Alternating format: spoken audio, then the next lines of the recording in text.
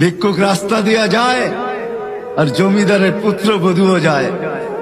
একজন সামনের থেকে আসতেছে, একজন সামনের দিকে যাইতেছে।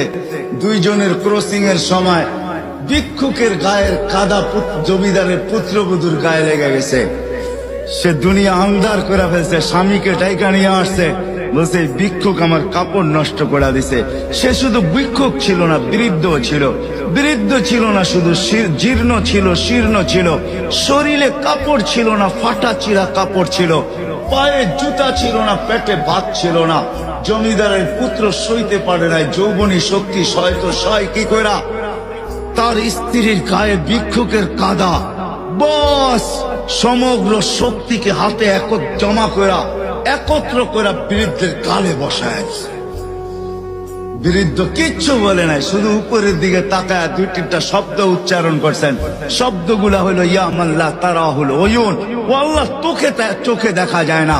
ও তারা কুল্লা শাই, তুই সব দেখিস। ফারা তারা মা বি, তুই কি দেখিস না আমার সাথে কি ঘটতেছে? এটা কি দেখিস না?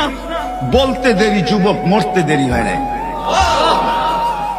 জমিদার চলে আসছে, প্রতিশোধ নিবে। বৃদ্ধের একদিকে মুস্কি হাসি, একদিকে বলতেছে প্রেমের খেলা এমনই হয়। জিজ্ঞাসা করছে কিসের প্রেমের খেলা রে? বলছে ওর প্রেমিকার গায়ে আমার কাদা লাগছে, পায়ের কাদা লাগছে, ও সইতে পারে নাই। যৌবনী শক্তি দিয়ে আমার বৃদ্ধ গালে বসায় দিছে। আমাকেও একজন ভালোবাসে, সেও সইতে পারে না, সেও সইতে পারে না। ও তো থাপ্পড় দিয়া খেলতো, সে জান নিয়ে নিছে, জান।